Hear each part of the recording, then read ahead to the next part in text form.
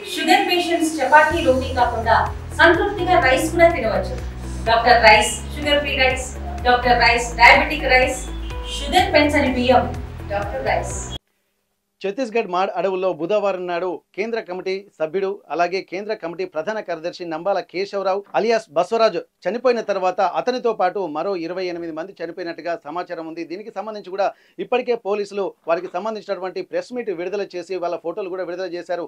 అందులో భాగంగానే హనుమకొండ జిల్లాకు సంబంధించినటువంటి వ్యక్తి అలాగే బసవరాజు దగ్గర ఉన్నటువంటి కంప్యూటర్ ఆపరేటర్ గా పనిచేస్తున్నటువంటి బూర రాకేష్ అతను చనిపోయినట్టుగా తెలుస్తుంది. దీనికి సంబంధించి కూడా వివరాలు తెలిసిన తర్వాత కుటుంబ సభ్యులు కూడా ఆగమవుతున్నటువంటి పరిస్థితి. ఇప్పటికే ఓరుగల్లు బిడ్డలు ఒక్కొక్కరు నేల కొరుగుతున్నటువంటి సమయంలో ఈరోజు మళ్ళీ ఇక్కడ బూర రాకేష్ చనిపోయాడన్నటువంటి వార్త తెలిసిన తర్వాత మళ్ళీ ఓరుగల్లు కంట నీరు పెడుతుంది.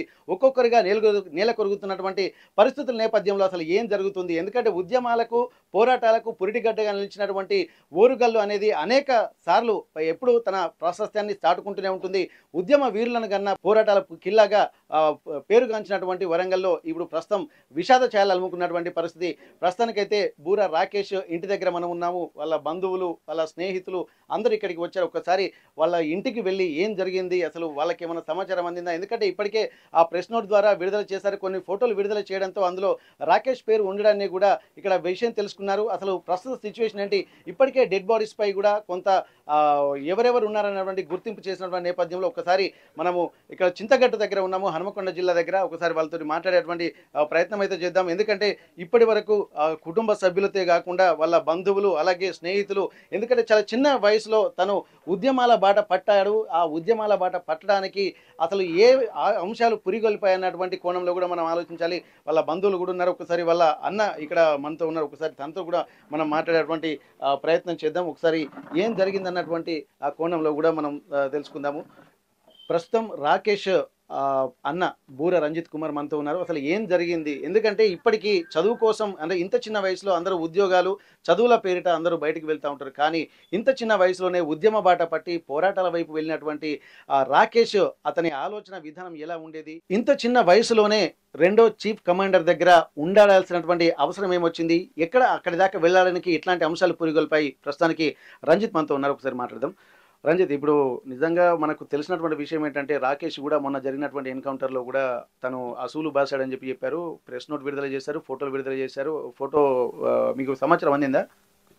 మాకు సమాచారం స్టేషన్ నుంచి కానీ పోలీసుల తరఫు నుంచి ఎవరి నుంచి మాకు రాలేదు. ఎన్కౌంటర్ జరిగిందని మాకు ఈ మన ఫోన్లల్లో న్యూస్లల్లో వాటి ప్రత్యేకంగా అవైతే వస్తున్నాయి కాబట్టి చూసాం. కానీ అది ఎవరు ఏందనేది మనకు పూర్తిగా తెలియదు, ఎవరు చెప్పలేదు కూడా. స్టేషన్ నుంచి కూడా ఎలాంటి ఇంటిమేషన్ ఇప్పటి వరకు ఇవ్వలేదు. తర్వాత చూసి కన్ఫర్మ్గా నిన్న ఒక సాయంత్రం వరకు ఫోటోలు రిలీజ్ అయినాయని చూస్తే అందులో మా తమ్ముడు ఫోటో ఉంది అని ఐడెంటిఫై చేసుకున్నాం. తర్వాత స్టేషన్ నుంచి ఫోన్ చేసి మీదేనా అని కన్ఫర్మ్ చేసుకున్నారా, నిజంగా మీదేనా అని చెప్పేసి పోలీసు వాళ్ళు మాకు ఫోన్ చేసి అడిగితే ఈ తప్పని పరిస్థితిలో మాదే, అది మరి చూసిన గుర్తుపడిన సార్ మా ఉందే అని చెప్పి అన్న. దాన్ని ఓకే అయితే మీదైతే ఓకే, మరి మీదేనా కాదా అని కన్ఫర్మ్ కోసం తెలుసుకోవడానికి చేసినాం అని చెప్పింది. ఓకే, ఇప్పుడు డెడ్ బాడీ ఇంకా ఎక్కడ ఉంది? ఇప్పుడు డెడ్ బాడీ ఇంకా పోస్ట్ మార్టం కోసం అక్కడే ఉందట బీజాపూర్లో. ఇప్పుడు మళ్ళీ ఎప్పుడు హ్యాండ్ ఓవర్ చేస్తా అని చెప్పిన డెడ్ బాడీస్? ఎందుకంటే ఇప్పటికే గత కొద్ది రోజుల క్రితం కూడా జరిగినటువంటి ఎన్కౌంటర్లో లేట్ చేయడం వల్ల కూడా కొంతమంది బాడీలను కూడా గుర్తుపెట్టలేని పరిస్థితి కూడా మొన్న జరిగినటువంటి ఎన్కౌంటర్లో ఉంది. చాలామంది గుర్తుపట్టని స్థితిలో తీసుకెళ్లలేని పరిస్థితి ఉంది. మీకైతే ఇన్ఫర్మేషన్ వచ్చింది, వాళ్ళు ఏమన్నా రమ్మని చెప్పారు ఇక్కడికి? మాకు వాళ్ళు ఇన్ఫర్మేషన్ అక్కడ పోలీసు వాళ్ళు అయితే ఏం చెప్పలేదు. మాకు ఫోటో చూసుకొని మా కుటుంబ సభ్యులు మా వాళ్ళు దగ్గర రిలేషన్స్ వెళ్ళిళ్ళు శవం కోసం తీసుకురావడానికి. ఇప్పుడు ఇక్కడ తన ఫోటో చూసినా తన ఏజ్ చూసినా చాలా చిన్న వయసు. అందరూ చదువుకొని ఉద్యోగాల కెరీర్ సెటిల్మెంట్ గురించి వెళ్ళాలని అనుకుంటూ ఉంటారు. కానీ ఇక్కడ రాకేష్ మాత్రం ఉద్యమ బాట పట్టాల్సినటువంటి అవసరం ఎందుకు వచ్చింది? అతన్ని ప్రభావితం చేసినటువంటి అంశాలు ఏంటి? మా తమ్ముడు చాలా వరకు జనం కోసం ఏదో పని చేయాలి ఆలోచన విధానం మా తమ్ముంది, ప్రజల కోసం ఏదైనా పని చేయాలి, తోటి వ్యక్తికి సహాయం చేయాలి అన్న ఆలోచనతో మా తమ్ముడు చిన్ననాటి నుంచి మన స్వభావం అలాంటిది, మన ఈ వ్యక్తిత్వం అలాంటిది. ఎవరికైనా ఏదో మనకు తోచిన సాయం వాళ్ళకి అందించాలి, వాళ్ళు ఉన్నవాళ్ళు ఉంటారు లేని వాళ్ళు ఉంటారు, వాళ్ళకి ఏదో ఒక విధంగా మనం సహాయపడాలి అన్న ఆలోచనతోటి మా తమ్ముడు మా కుటుంబం అంతా అదే విధంగా ఉండేది, అదే నేపథ్యంలో ఉండేది. తమ్ముడు ఇదే చింతగడ స్కూల్లోనే జిల్లా పరిషత్ 10th వరకు చదువుకున్నాడు. తర్వాత ఇంటర్మీడియట్ కోసం హన్మకొండ నగర్ స్నేహ జూనియర్ కాలేజీలో వేసిండు. డిగ్రీ ఆర్ఆర్ డిగ్రీ కాలేజీలో అయిపోయింది. తర్వాత 13-14 సంవత్సరంలో సిక్కిం కాలేజీలో పీజీ పూర్తి చేసిండు. తమ్ముడు నేను సేమ్ క్లాస్మేట్స్, ఇద్దరం పీజీ వరకు పూర్తి చేసి తమ్ముడు జాబ్ కోసం అని చెప్పి వెళ్ళిపోయిండు హైదరాబాద్కు. తర్వాత మళ్ళీ కాంటాక్ట్ రాలేదు, చెప్పలేదు, కలవలేదు. హైదరాబాద్కు వెళ్ళిన తర్వాత మళ్ళీ మిమ్మల్ని కాంటాక్ట్లోకి రావడం కానీ కలవడం కానీ అప్పటి నుండి ఇప్పటి వరకు ఏది చివరిగా ఏ సంవత్సరంలో వెళ్ళాడు తను? 2015 సంవత్సరంలో జాబ్ సెర్చింగ్ కోసం అని చెప్పి వెళ్ళిపోయాడు. తర్వాత కుటుంబ సభ్యులకు కూడా మాకు ఎవరికి ఏమనేది చెప్పలేదు. నేను జాబ్ కోసం వెతుక్కుంటున్నా, హైదరాబాద్ పోదా అని చెప్పేసి వెళ్ళాడు అంతే తప్ప మాకు ఎవరు చెప్పలేదు మళ్ళీ ఎక్కడున్నా అనే విషయం కూడా. ఇప్పుడు ప్రస్తుతానికి ఇప్పుడు అందరూ ఉద్యమ బాట పట్టేయాల్సినటువంటి, ఎందుకంటే కాలం మారుతున్నటువంటి సమయంలో ఇప్పుడు మీరు అన్నట్టు సర్వీస్ చేయాలన్నా సర్వీస్ సెక్టర్లో ఉన్నా కానీ జనాలలో ఉంటే చేయగలుగుతాం, కానీ అజ్ఞాతంలోకి వెళ్తే ఎట్లా చేయగలుగుతారు అన్నటువంటి ప్రశ్నలు కూడా తలెత్తున్నాయి. మంచి భవిష్యత్తు, ఎందుకంటే ఇప్పుడు గ్లోబల్ వరల్డ్ అయిపోతున్నటువంటి టైంలో ఆ ఉద్యమ బాట పట్టడానికి తీవ్రమైనటువంటి ప్రభావితం చేసినటువంటి అంశాలు ఏమనుకోవచ్చు ఏమన్నా ఇప్పుడున్నటువంటి మూమెంట్లో? ప్రభుత్వం ఒకటి ఏంటంటే చదువుకున్న వాళ్ళు నిరుద్యోగులు అయిపోయారు, ఎవరికి పనులు లేవు. తర్వాత మళ్ళీ ఒకటి విద్యార్థి దశలో ఉన్నప్పుడు కాంచెలి వాళ్ళకు అదే ఆలోచన రావడానికి కారణం ఏంటంటే ప్రభుత్వం పట్ల తీరు జనంలో నచ్చట్లేదు. కాబట్టి వాళ్ళు ఎంచుకున్న ఆలోచన వేరు, వాళ్ళ సిద్ధాంత ప్రకారం వాళ్ళు తీసుకున్న నిర్ణయం వేరు. వాళ్ళ సిద్ధాంతాలు మనం ఏం మార్చలేం కదా. ఇప్పుడు కార్పొరేట్ వ్యవస్థతోటి ఇప్పుడు మామూలు ప్రజల జీవన విధానం అస్తవ్యస్తంగా ఉంటుందని చెప్పి చాలా వరకు చెప్తూనే ఉన్నారు. ఇప్పటి వరకు ప్రజా సంఘాల నేతలు కానీ ఎంతమంది ఆరోపిస్తున్నటువంటి నేపథ్యంలో అదే భావజాలంతో ఉన్నటువంటి రాకేష్ కూడా అట్లాంటి ఆలోచనలు చేసి ఉండొచ్చా? కావచ్చు మరి. ఇప్పుడు మళ్ళీ తను 2015 తర్వాత ఇక్కడ నుంచి మీరు హక్కుల కోసం, మేము చదువుకునే విద్యార్థి దశ నుంచే హక్కుల కోసం, ప్రజల పక్షాన మాట్లాడడం కోసం, ఏదైనా భౌతిక దాడులు జరిగినా, అత్యాచారాలు జరిగినా ఒక సంఘం తరఫున తెలంగాణ ప్రజాఫ్రంట్లో ప్రధాన కార్యదర్శిగా, తర్వాత సహాయ కార్యదర్శిగా పనిచేసినాము. తమ్ముడు నేను పనిచేసినప్పుడు ఏం జరుగుతుంది సమాజంలో, ఏ విధంగా ఉండాలి, ఏం చేయాలి మనం అని చెప్పేసి హక్కుల కోసం మేము రోడ్డెక్కి నిరసన తెలియజేస్తూ కూడా మా మీద రాజద్రోహ కేసులు, నిర్బంధాలు, తీసుకుపోయి కేసులు పెట్టడం, ఇబ్బందులు పెట్టడం మమ్మల్ని ఈ విధంగా చేసిలు మమ్మల్ని పోలీసులు. అప్పుడు చేసిన అయినా కూడా మేము తప్పలేదు, చేసుకుంటూ పోతూనే ఉన్నాం. తర్వాత జైల్లో కూడా వేసిన రోజులు ఉన్నాయి. అంటే హక్కుల కోసం అడిగితే నిర్బంధాలు తప్ప వేరే సాధన అనేది లేదు. ఇక చట్ట వ్యతిరేకులు, ఉగ్రవాదులు అని చెప్పేసి అంటారు. ఉగ్రవాదులు ఎక్కడో ఉంటే మన దేశ ప్రజలు, మన పౌరులు, మన పిల్లలు వీళ్ళ మీద దాడులు చేసి చంపడం ఏంది పోలీసులు? ప్రభుత్వం అసలు ఏం ఆలోచిస్తుంది? ఇప్పుడు నువ్వు ఎక్కడో ఉగ్రవాదుల మీద చేయాల్సిన దాడులన్నీ దేశ పౌరుల మీద చేయడం ఏంది? ఇప్పుడు వాళ్ళు మన బిడ్డలే కదా, పోలీసులైనా మన బిడ్డలే, అన్నలే మన బిడ్డలే. వాళ్ళ మధ్యన ఘర్షణ పెట్టించి వాళ్ళ ప్రాణాలు ఎందుకు తీస్తారు? మీరు ఒకటి ఆలోచించాలి. ఇప్పుడు ప్రభుత్వం చేసేది ఏంటిది? నిర్దాక్షిణ్యంగా కాల్చి చంపేస్తారు. చంపే అధికారం మీకు ఎవరిచ్చిళ్ళు? రాజ్యాంగంలో హక్కులు ప్రతి ఒక్క వ్యక్తికి ఉంది కదా, చంపే హక్కు మీకు ఎవరిచ్చిళ్ళు? ఓకే, ఇక్కడ ఇప్పుడు చీఫ్ కమాండర్ బసవరాజు గారు చనిపోయిన తర్వాత ఇప్పుడు ఆయనతోటి ఉన్నటువంటి సాన్నిహిత్యం అంటే ఆయన దాదాపు ఒక నేషనల్ లెవెల్లో ఒక చీఫ్ కమాండర్గా ఉన్నటువంటి నేపథ్యంలో ఇంత తక్కువ సమయంలో అంతని దగ్గరికి వెళ్ళే అంత సాన్నిహిత్యం ఏముండొచ్చు? ఒకవేళ నిజంగా ఇప్పుడు అతన్ని పట్టుకున్నటువంటి నేపథ్యంలో ఇది నిజంగా డైరెక్ట్ ఎన్కౌంటరే అని అనుకుంటున్నారా, లేకపోతే ఎక్కడైనా పట్టుకొని వచ్చి ఇలా కాల్ చంపారు అనుకుంటారా? నిజమైన ఎన్కౌంటర్ కాదండి. ఎందుకంటే అంత గొప్ప వ్యక్తి, అంత పెద్ద వ్యక్తికి చాలా సెక్యూరిటీ ఉంటుంది. ఇప్పుడు ఎంత మీరు నిర్బంధించినా, ఎంత మీరు దాడులు చేసినా ఆ వ్యక్తిని కాపాడుకోవడానికి చాలా బలగాలు ఉంటాయి వాళ్ళకి. అలాంటి వ్యక్తిని మీరు అంత ఈజీగా పట్టుకోలేరు. మీరు ఇన్ని రోజుల నుంచి మీరు ఎంకులాడుతున్నారు కదా అడవిలోకి వెళ్ళి, ఎక్కడైనా ఎవరైనా దొరికిల్లా గ్రామస్తులను ఉట్టి అమాయకులను పట్టుకొని చంపేస్తారు ఊర్లో.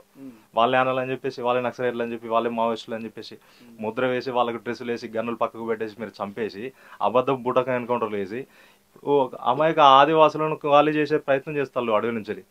వాళ్ళకు హక్కు లేదా? బ్రతికే హక్కు లేదా? వాళ్ళని చంపమని ఏ ప్రభుత్వం చెప్పింది మీకు? రాజ్యాంగంలో మీరు రాజ్యాంగాన్ని ఫాలో అవుతున్నారు? అసలు బీజేపీ ప్రభుత్వం చేసే అంత దొంగ గవర్నమెంట్ ఇది, దొంగ నాయకులు. ఆదాని అంబానీ వాళ్లకు జిందాల్ వాళ్లకు సంస్థలు పెట్టుకోవడానికి నిక్షేప నిధులు దోచుకోవడానికి అడవులను ఖాళీ చేయించే ప్రయత్నంలో అమాయక ఆదివాసులను చంపేసి ఎన్కౌంటర్లు అని చెప్పేసి సృష్టించుతున్నారు. ఇప్పుడు ఛత్తీస్గఢ్లోనే ఈ ఎన్కౌంటర్లు ఎందుకు జరుగుతున్నాయి? అసలు ఆపరేషన్ కగార్ని కూడా ప్రతిష్టాత్మకంగా తీసుకుంది 2026 వరకు మొత్తం కంప్లీట్గా మావోయిస్ట్ రహిత సామ్రాజ్యం చేద్దామని చెప్పి అమిత్ షా గారు కూడా చెప్తున్నారు. నేపథ్యంలో ఇప్పుడు ఇట్లాంటి ఎన్కౌంటర్ల వెనుక ఏం కారణం ఉంటున్నదని అనుకుంటున్నారు? ఎందుకంటే మీకు కూడా కొంత అది సేమ్ భావజాలం ఉన్నది. ఎందుకంటే హక్కుల కోసం పోరాడుతున్నటువంటి సమయంలోనే ఇదే సమయంలో ఆదివాసులు కూడా తమ హక్కుల కోసం గగ్గోలు పెడుతున్నటువంటి పరిస్థితులు కనిపిస్తున్నాయి. ఇప్పటి వరకు చాలా మంది ఎన్కౌంటర్లు జరుగుతున్నారు. అందులో ఛత్తీస్గఢ్ ప్రాంతం నుంచి ఎక్కువ మంది చనిపోతున్నారు. అక్కడక్కడ మన తెలంగాణకు సంబంధించినటువంటి వాళ్ళు, అందులో ముఖ్యంగా వరంగల్ బిడ్డలు కూడా చనిపోతున్నారు. ఎక్కడ చనిపోయినా అని ఆ ఎన్కౌంటర్ పేరు చెప్పి ఇక్కడ చూపిస్తున్నారు, మన సొంత ప్లేస్లో తీసుకొస్తున్నారు. ఇట్లాంటి నేపథ్యంలో ఆ అడవుల ఆ ఎన్కౌంటర్ల వెనుక అంతరార్థం ఏముంటుందని అనుకోవచ్చు? అడవులో అంతరార్థం ఏమంటే ఇప్పుడు అడవులలో నిక్షేప నిధులు ఉన్నాయి, ఖనిజాలు ఉన్నాయి, మనకు కావాల్సిన బడా సంస్థలకు వ్యాపారవేత్తలకు ఉపయోగపడే నిక్షేపాల నిధులు అన్నీ ఉన్నాయి. కాబట్టి ఆ అడవిని సాధించాలంటే హక్కుల కోసం పోరాడే ఆదివాసులు ఉన్నారు, వాళ్ళ తరఫున ప్రజల కోసం పోరాడే వాళ్ళు మావోయిస్టులు ఉన్నారు.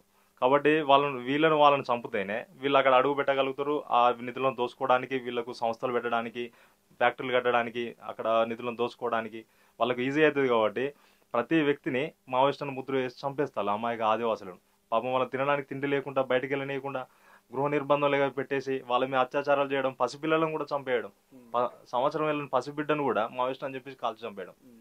ఇదెక్కడి రాజ్యాంగం? ఏం ప్రభుత్వం ఇది? ప్రజలకు బతికే హక్కు లేదా? అడవిని నమ్ముకొని బతికే వాళ్ళు అడవిలో ఉండకపోతే ఎక్కడుంటారు? వాళ్ళకు తిండి తిప్పల కోసం అడవిలో తిరుగుతారు. వాళ్ళు తిరిగితే మాత్రం మావోయిస్టులు అవుతారా? వాళ్ళని చంపమని ఏ అధికారం చెప్పింది మీకు? ఏ రాజ్యాంగం చెప్పింది? ఓకే, ఇప్పుడు ఒక్కరొక్కరుగా ఇప్పుడు మావోయిస్టుల అంతమే కేంద్ర ప్రభుత్వ పంతంగా మనకు కనిపిస్తుంది. అట్లాంటి దాంట్లోనే ఒక సెంట్రల్ చీఫ్ను, సెంట్రల్ కమాండెంట్ను కూడా ఇక్కడ ఫైనల్గా, ఎందుకంటే ఇంతవరకు ఆ స్థాయి అధికారిని ఎన్కౌంటర్ చేసినటువంటి దాఖలాలు కూడా ఎప్పుడు లేవు. అట్లాంటి సమయంలో కూడా ఇక్కడ మావోయిస్టులకు ఒక పెద్ద ఎదురుదెబ్బ తగిలిందని చెప్పి ఇప్పుడు వాళ్ళు చెప్తున్నారు. నిజంగా ఇట్లాంటి పరిస్థితులు అసలు మావోయిస్టులను నిర్మూలించేటువంటి పరిస్థితులు ఉంటాయని అనుకోవచ్చా? నిర్మూలించడం అంటే ప్రభుత్వం ఒక శపథం చేసింది కదా, మార్చి 26 కల్లా 2026 సంవత్సరంలో అంతం చేస్తా అని ఒక కంకణం కట్టుకొని ఇప్పుడు ప్రతి వ్యక్తిని చంపడమే లక్ష్యంగా చేసుకుని అసలు సరెండర్ అనే అవకాశం లేకుండా, పట్టుకున్న వాళ్ళను కాల్చకుండా ప్రభుత్వానికి సరెండర్ చేయడం కానీ ఇలాంటివి లేదు. ఆడ మనిషి అవపడితే ఫస్ట్ కాల్ చేయడమే. ఇదెక్కడి రాజ్యాంగం? ఫస్ట్ ఇప్పుడు ఎవరు చెప్పారు మీకు అసలు? ఇప్పుడు మావోయిస్టులతో శాంతి చర్చలు జరపమని వాళ్ళు చాలా సార్లు అంటే నువ్వు ఎందుకు పట్టించుకుంటలేవు?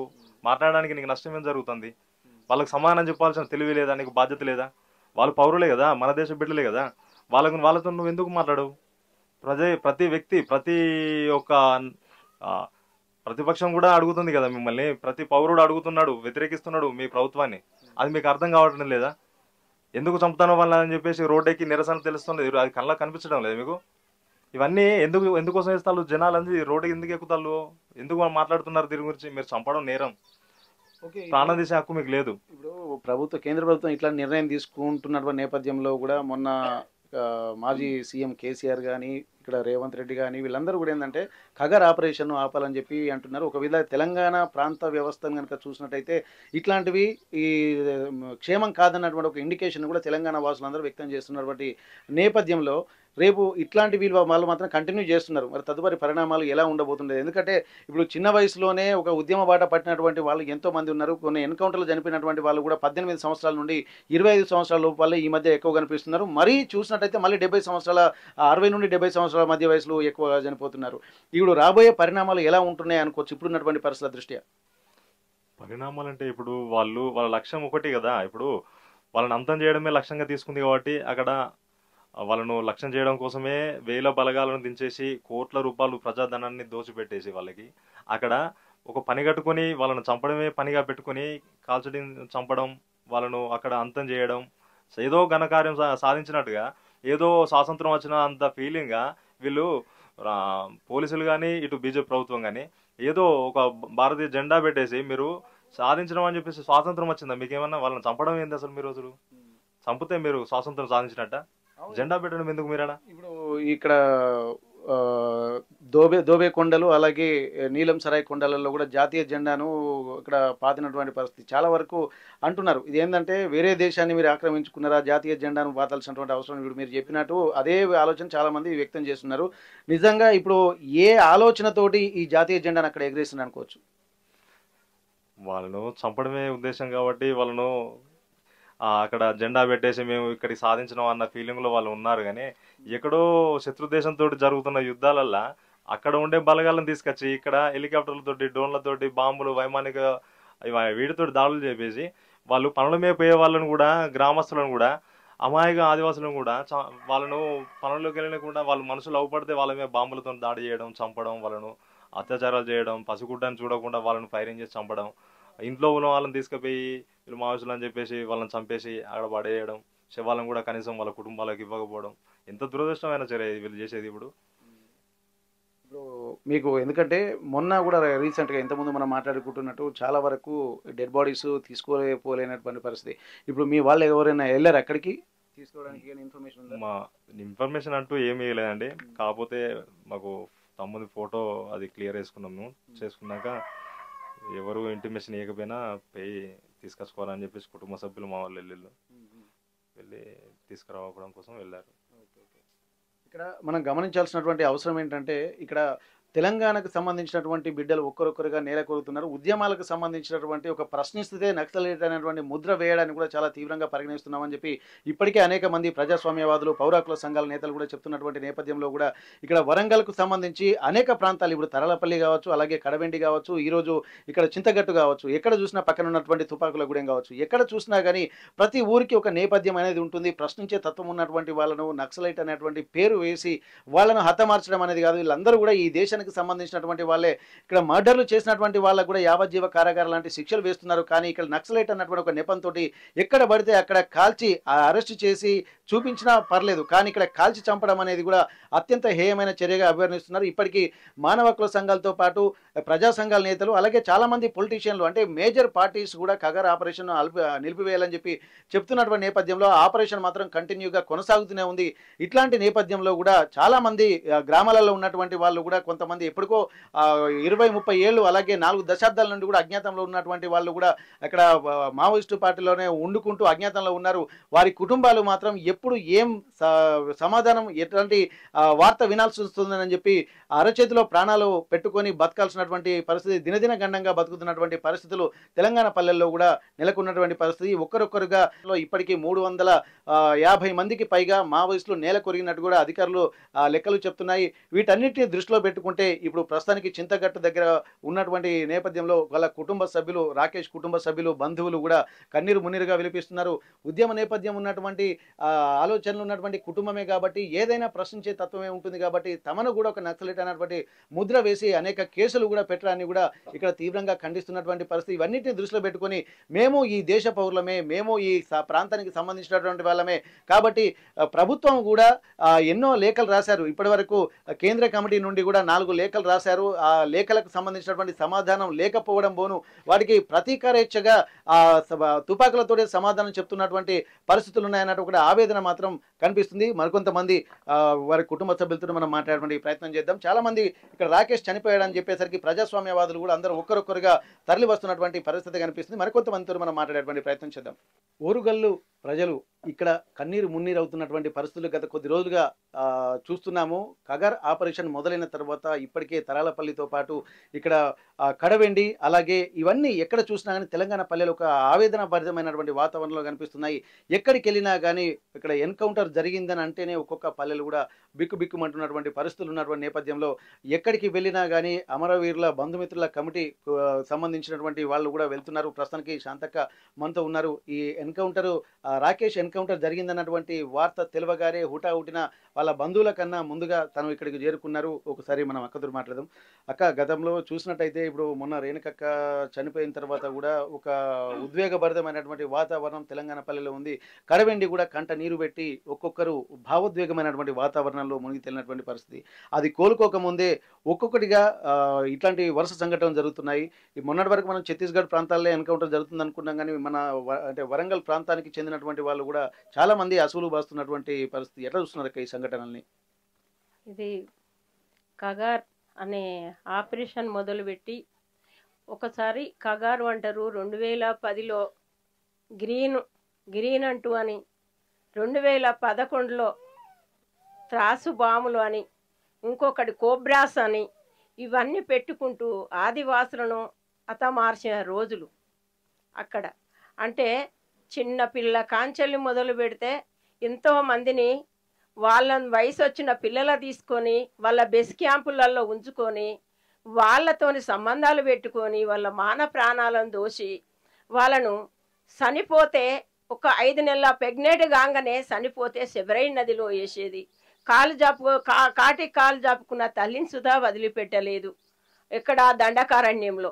ఇప్పుడు అక్కడి నుంచి వెళ్ళి మొదలు పెడితే బాసగూడ అయితేంది, ఇంకా లక్ష్మీదేవిపేట అయితేంది, ఎన్నెన్నో గ్రామాలు మహేంద్ర కర్మ ఇవన్నీ చేసిన తర్వాత ఇప్పుడు ఏమొచ్చింది, కర్రెగుట్టల మీద ఉన్నారు అని చెప్పి చుట్టూ వాళ్ళు మేము బాంబులు పెట్టుకున్నామని చెప్పిండ్రు వాళ్ళు. అయినా కేంద్ర బలగాలు ఎంతమంది బలగాలంటే ఒక 10-15 వేల బలగాలు పోయి కర్రెగుట్ల చుట్టూ ముట్టి ఎవరం పడితే వాళ్ళని ఆదివాసులను చంపుకుంటూ వాళ్ళకు డ్రెస్సులు వేసి వీళ్ళు మావోయిస్టులు అని చెప్పి జల్లడ పట్టినట్టు పట్టుకుంటా 2005, 2006, 2026 వరకు మేము తూడుచేస్తాం అనే వంశ. ఇప్పుడు ఆయన ఏం చేస్తుండంటే అక్కడి నుంచి వెళ్ళి ఇప్పుడు కేంద్ర కమిటీ నాయకుడు అయిన మల్ల నంబాల కేశవరావు ఆయనను ఇప్పుడు కేంద్ర కమిటీ నాయకుడు, పెద్ద నాయకుడు, రథం నడిపించే నాయకుడు ఆయననే పట్టుకొని చంపేసిండ్రు. వీళ్ళందరినీ పట్టుకొని చంపేసిండ్రు. వీళ్ళు ఎక్కడ పడితే అక్కడ దొరకలేదు, హాస్పిటల్ పోలేదు, ఏం పోలేదు. వాళ్ళని చూస్తేనే, వాళ్ళ శవాలు చూస్తేనే మనకు అవుపడుతుంది. డ్రోన్ కెమెరా నుంచి వెళ్ళి పైనుంచి వెళ్ళేసి కింద పడ్డాక వాళ్ళని బానేటి పుల్లలతోని కుచ్చి పొడిచి వాళ్ళను నరికిండ్రు. వేట కత్తులే కావచ్చు, వాళ్ళ దగ్గర ఏమున్నాయో వాళ్ళ ముఖాలు చూస్తేనే మనకు ఏర్పడుతుంది. అక్కడి నుంచి చెల్లా చెదరమై ఉన్నాయి శవాలు. ఆడపిల్లలు కానీ మగపిల్లలు కానీ. కామ్రేడ్ రాకేష్ ఆయన 2016లో పార్టీ ప్రయాణం, అక్టోబర్ 10వ నెల పార్టీ ప్రయాణించిండు. ఆయన పోడు భూముల నుంచి వెళ్ళి ఆదివాసుల పోడు భూములని పెట్టుకొని అదే ఆదివాసుల గురించి ఆ అడవులలో వాళ్ళ గురించే చివరి వరకు కామ్రేడ్ రాకేష్ ప్రాణం ఇచ్చిండు. మేము శివులయ్య అనేది రాకేష్ అనే పేరు సుధా మాకు తెలియదు. ఒకసారి పోలీసు వాళ్ళు అది బయటికి వేస్తేనే ఆ పేరు మాకు తెలిసింది కానీ తెలియదు.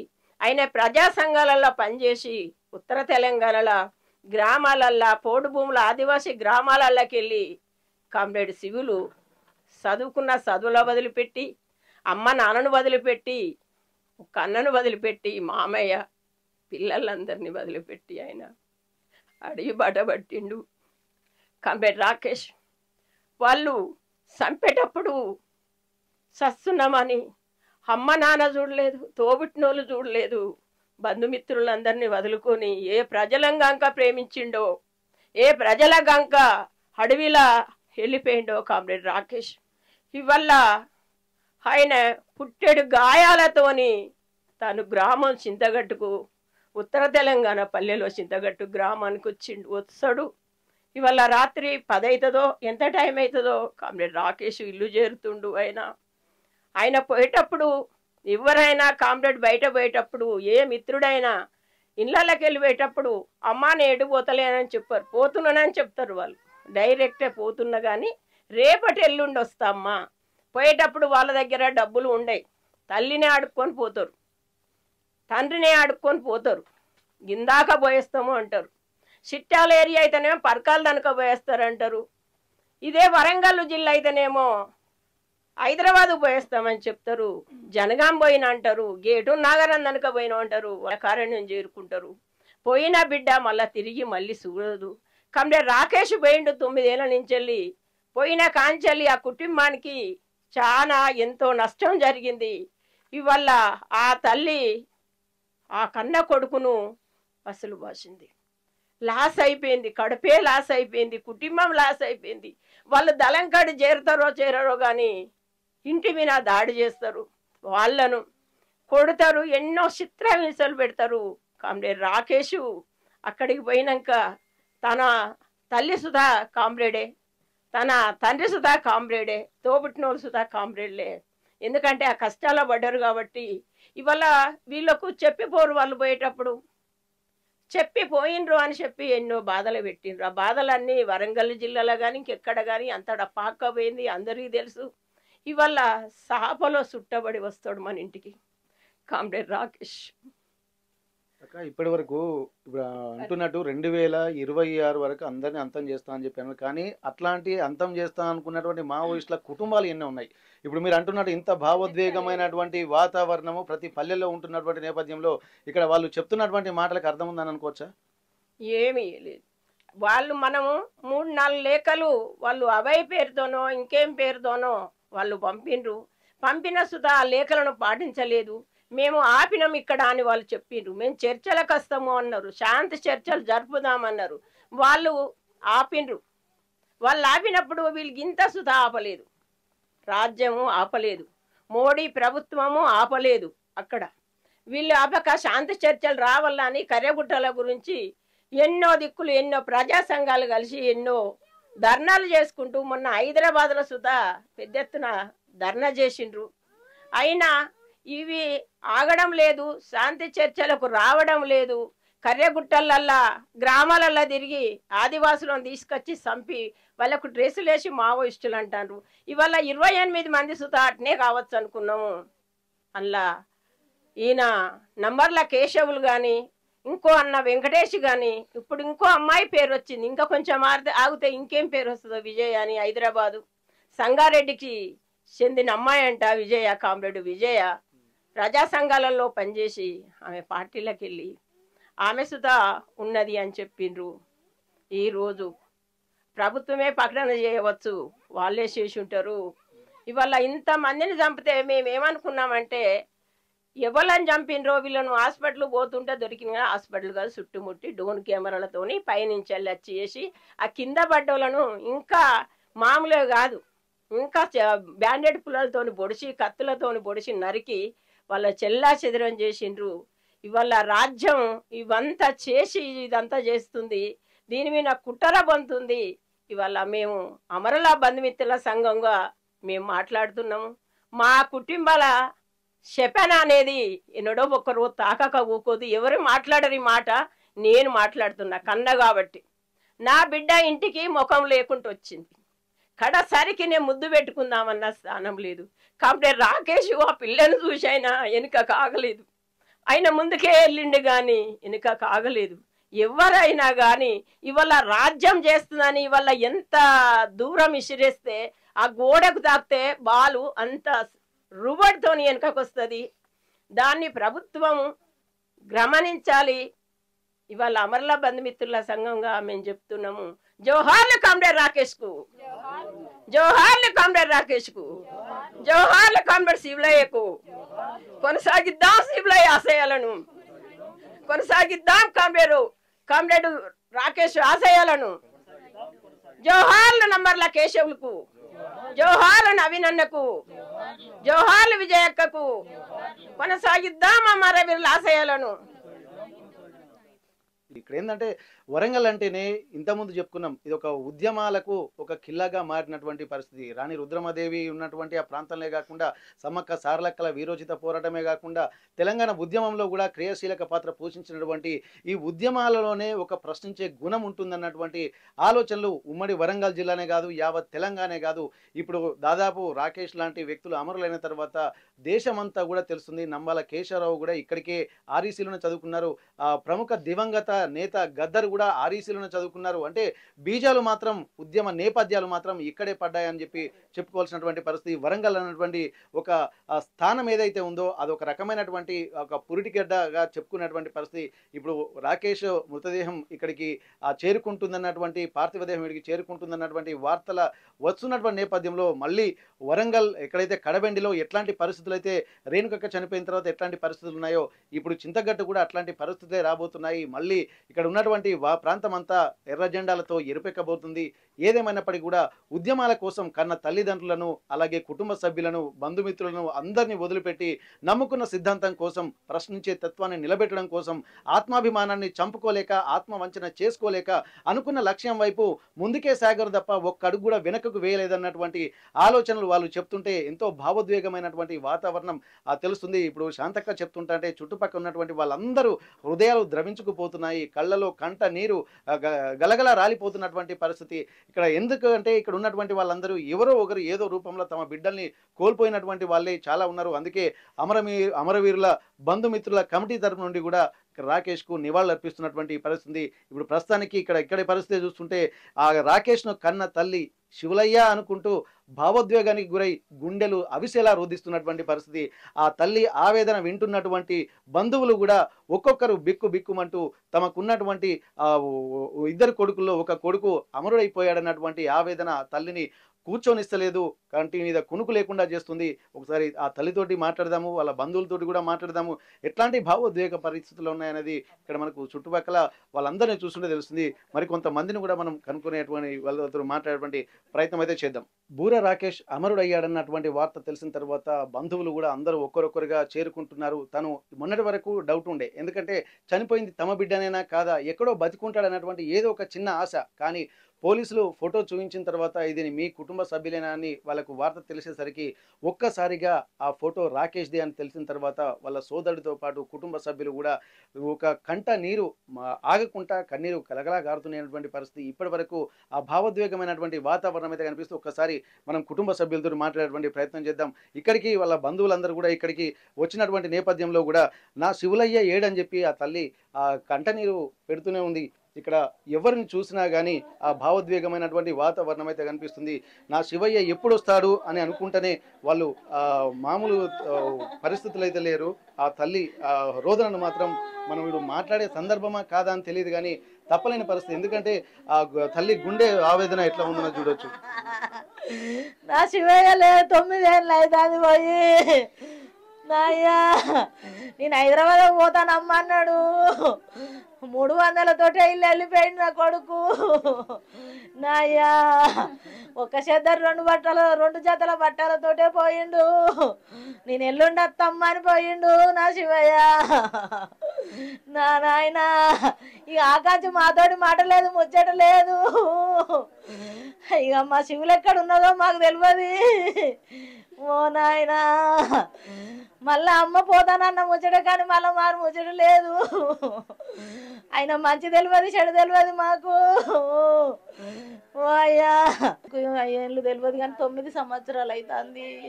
నేను స్కూల్లో వంట చేస్తే వచ్చారకు 2 జతల బట్టలు చదువుకున్నాడు, ఒక చెద్దరు చదువుకున్నాడు. 2 గంటలకు వచ్చారకు అమ్మ నాకు ఒక 300 ఇయ్యి అన్నాడు.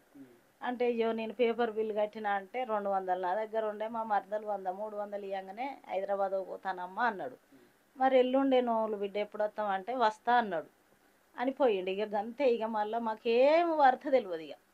ఇక అదే ముచ్చటతోడు పోయిండు నా కొడుకు. ఇక అంతవరకు నుంచి మాకు మంచి తెలియదు, చెడు తెలియదు, ఓ ఫోన్ తెలియదు, ఓ లెటర్ తెలియదు, ఏం తెలియదు. ఇక మాకు ఏం తెలియదు. ఇక ఈ వార్త వచ్చింది. పీజీ చేయించిన ఆయన నువ్వు దేశపడ ఖాళీది పోయేది. వాళ్ళ అన్నను అక్కడ మట్టవాడ పోలీస్ స్టేషన్ దగ్గర ఆ ఖాళీలో దించి అక్కడికి అయినా పోయేది. 2 ఖాళీది పోయేది వచ్చేది. ఒకళ్ళ సాయిత తెలియదు వాళ్ళకు. ఇప్పుడు శివయ్య మీ రాకేష్ ఇవి ఎందుకమ్మా ఉద్యమ బాటే పట్టాల్సినటువంటి అవసరం ఏమొచ్చింది? ఎందుకంటే మంచి అందరూ ఉద్యోగాలకు వెళ్తూ ఉంటారు, చదువుకోవాలి, డబ్బులు సంపాదించాలన్నటువంటి తోటే ఉంటారు. మరి ఎందుకు ఈ ఆలోచన వచ్చింది నాకు? ఎందుకంటే అంత ముందుకు ఎలక్షన్లో అప్పుడు మా ఇంటి మీద దాడి చేసిండ్లు, ఊళ్ళోళ్ళు వచ్చి దాడి చేసిండ్లు. ఇక అదే మనిషి మమ్మల్ని అందరినీ కొట్టిండ్లు. కొడితే మేము కేసు పెట్టినాం. మమ్మల్ని కులం పేరుతోటి కూడా తిట్టిండ్లు. తిడితే మేము ఎస్టీలా కేసు పెట్టినాం. అయినా ఎక్కువ పట్టించుకోలేదు రాజకీయ నాయకులు అంతా. ఇక కలిసి పట్టించుకోకుండా ఇక నా కొడుకు అదే దెబ్బతోటి పోయిండు. 2 నెలలకే ఇల్లు గొడవ అయినాక 2 నెలలకే వెళ్ళిపోయిండు నా కొడుకు. అంటే ఎప్పుడైనా మనకు ఇట్లాంటి ప్రమాదం తప్పదు, ఈ నిర్బంధం చూడలేక ఇక విధిలేని పరిస్థితుల్లో వెళ్ళారంటే అక్కడికి. కాలేజీకి పోతా అంటే కూడా రౌడీ సీటర్లు ఫాలో అయినలట. ఫాలో అయితే మమ్మల్ని ఇట్లా కూడా చదువుకొని ఇస్తలేరని ఇక అదే మనసులో పెట్టుకొని హైదరాబాద్ పోతానని చెప్పిండు నాతోటి. ఆయన వెంబడి పడ్డరట, వాళ్ళిద్దరు అన్నదమ్ములు వెంబడి పడ్డరట, వెనక ఫాల్ అయినలట బండ్లు వెనక. ఫాల్ అయితే మమ్మల్ని చదువుకుని ఇంటి మీదకి వచ్చి కొట్టుడు పోను, ఇంకా చదువుకొని కూడా చదువుకొని ఇస్తలేరని ఇక అది మనసులో పెట్టుకున్నాడు సార్. పెట్టుకొని ఇదే హైదరాబాద్. మీకు మామూలుగా ఎప్పుడైనా చెప్పిండా నేను ఇట్లా అన్నలకు పోతా మావిస్లో పోతాను అటువంటి సందర్భం ఏం రాలేదా? ఏం చెప్పలే, చెప్తే పోనిస్తామా సార్, హైదరాబాద్కే అన్నాడు. హైదరాబాద్ పోతా అన్నట్టే నమ్మిన. ఆయనకి ఏం చేద్దామని ఉండే అమ్మ, ఉద్యోగం ఏమన్నా మంచి సెటిల్ అయిద్దాం అన్నటువంటి ఆలోచన ఉండే ఎప్పుడైనా చెప్పిండా నీకు? పోయేది నేను పైసలు ఇచ్చేది, ఖాళీ పోతానంటే నేను బయటకి వెళ్ళిపోయేది. నాకు ఇట్లాంటి ఏది చెప్పకపోయేది, ఏం చెప్పలేదు. ఆయన 25 ఏళ్ళకి పోయిండు, ఇప్పుడు 30. నా పెద్ద కొడుకు అంటే 2 ఏళ్ళు చిన్నగా, అంతే అంతే. నా కొడుకు ఇదే కథ. నా కొడుకు మా అమ్మ పోతానన్న ముచ్చట, ఇక మళ్ళీ ముచ్చట లేదు. మీరేమైతారమ్మా? అయ్యా ఇప్పటి వరకు ఏంటంటే కుటుంబ సభ్యులు ఒక్కొక్కరు ఏడుస్తుంటే ఏంటంటే వాళ్ళ సాన్నిహిత్యం ఏంటంటే, ఎందుకంటే ఇక్కడ బంధువులందరూ కూడా ఒక్కొక్కరుగా వస్తున్నటువంటి పరిస్థితి. తన రాకేష్ చనిపోయాడన్నటువంటి వార్త తెలిసిన తర్వాత కూడా ఒక్కొక్కరు ఉండలేకపోతున్నటువంటి పరిస్థితి. నిజంగా మంచి కుటుంబానికి ఆసరా అవుతాడు, ఎందుకంటే వాళ్ళ కుటుంబంలో కూడా ఆర్థిక పరిస్థితులు, ఎందుకంటే హైదరాబాద్కి వెళ్ళి చదువుకుంటా అంటే 300 కావాలమ్మా అని చెప్పి అంటే 300 లేకపోతే 200 అడ్జస్ట్ చేసి ఇంకో 100 రూపాయలు బయట అడిగించినటువంటి ఆ పరిస్థితులు ఉన్నటువంటి కడు పేదరికమైనటువంటి పరిస్థితి. ఇక్కడ వాతావరణం చూస్తుంటేనే ఎట్లాంటి దీనస్థితి ఎదుర్కొంటున్నారని చెప్పి తెలుసుకోవచ్చు. ఇద్దరు కొడుకులు తమకు ఆసరా అవుతారు అనుకున్నాడు, కానీ ఒక కొడుకు చిన్నోడు ఆసరా కాకుండా అసలు తను అడ్రస్సే లేకుండా తను వెళ్ళిపోయి ఇక్కడ ఉద్యమాల పట్ల ఆకర్షితులైపోయాడన్నటువంటి విషయాన్ని కూడా వాళ్ళు చెప్తుంటే చాలా ఆ పరిస్థితులు కూడా ఎందుకు వెళ్ళాడన్నటువంటిది కూడా చెప్తున్నటువంటి పరిస్థితి.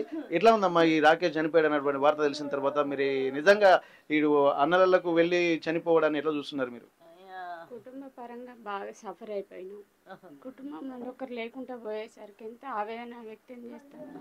కేంద్ర ప్రభుత్వం అనుకుంటుంది కదా, వాళ్ళని చంపేసినాము, మేము సంతోషంగా ఉన్నాము మేము వాళ్ళకు అని వాళ్ళు అనుకుంటాను, కానీ వాళ్ళ ఆశయాలను వాళ్ళు చంపేయలేరు. ఒక్కరొక్కరు నేల కొరిగితే 1000 జనాలు పుట్టుకొస్తారు అనేది వాళ్ళకి అర్థమైతలేదు. ఈరోజు ఖనిజ సంపద కోసం, వాళ్ళ కాళ్ళ కింద ఉన్న ఖనిజ సంపద కోసం వాళ్ళను ఒక్కరొక్కరిని నేల కొరిగిస్తూ ప్రతి ఒక్కరిని కుటుంబ పరంగా ఎంతో మంది కుటుంబాలను బలి తీసుకుంటారు వాళ్ళు. కేంద్ర ప్రభుత్వం అనుకున్నంత ఈజీగా ప్రతి ఒక్క బిడ్డ ఆశయాన్ని వాళ్ళు నేల కొరిగించారు. వాళ్ళ ఆశయాలను ప్రతి ఒక్క బిడ్డ ఎక్కడో ఒక దగ్గర పుడితేనే ఉంటుంది, వాళ్ళ ఆశయాలను కొనసాగిస్తూనే ఉంటారు. వాళ్ళు నేల కొరిగినంత మాత్రాన వాళ్ళ ఆశయం నేల కొరగలేదు. ప్రతి ఒక్క బిడ్డ పుట్టుకొస్తుంది. ఈ రోజు రాకేష్ పోతే ఎంతో మంది రాకేష్లు, ఎంతో మంది వివేకులు పుట్టుకొస్తారు. ఈ రోజు ఈ కుటుంబం నష్టపోయిందని మేము అనుకోవట్లేదు. ప్రతి ఒక్క కుటుంబం నుండి ప్రతి ఒక్క వీరుడు పుట్టుకొస్తాడు. ప్రతి ఒక్కరిని నేల కొరిగిస్తున్నామని వాళ్ళు విర్రవీగుతాను. మేము నమ్మాలి కేశవరాన్ని, కేంద్ర ప్రభుత్వం ఒక్కరిన నేల కొరిగిస్తున్నామని అనుకుంటారు, కానీ అలాంటి వాళ్ళు ఎంతో మంది ఎవరో ఒకరు ముందుకు వస్తారు. ప్రతి ఒక్కరిని వాళ్ళకు కూడా ఏదో ఒక రోజు నేల కొరిగే పరిస్థితి వస్తుందని వాళ్ళు అనుకుంటలేరు. మోడీ అయినా అమిత్ షా అయినా ఎవరైనా కూడా.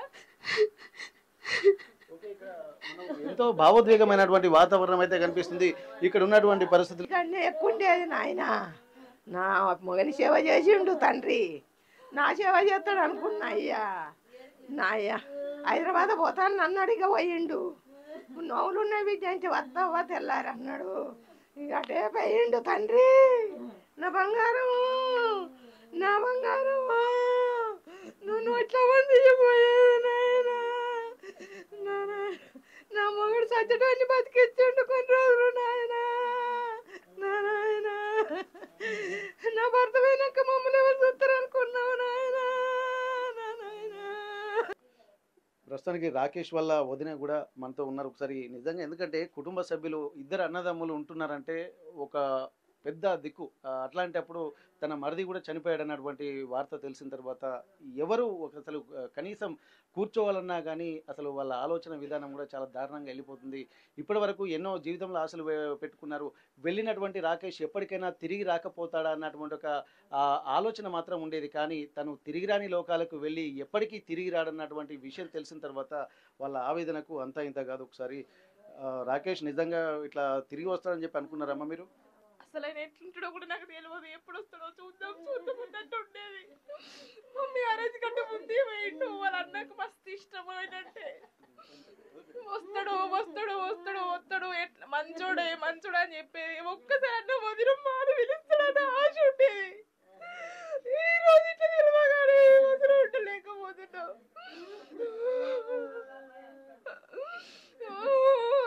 మా పిల్లల్ని కూడా ఒక్కసారి చూసిపోతే బాగుండని కోరిక. బాబాయ్ బాబాయ్ అని ఊకే పిలుస్తారు. ఎన్నికి అంటారు పోతాంటే మావయ్య వాళ్ళు ఉండడని చెప్తారు. మనం గమనించవచ్చు ఏంటంటే తను వాళ్ళ పెళ్లి కాకముందుకే వెళ్ళిపోయాడు.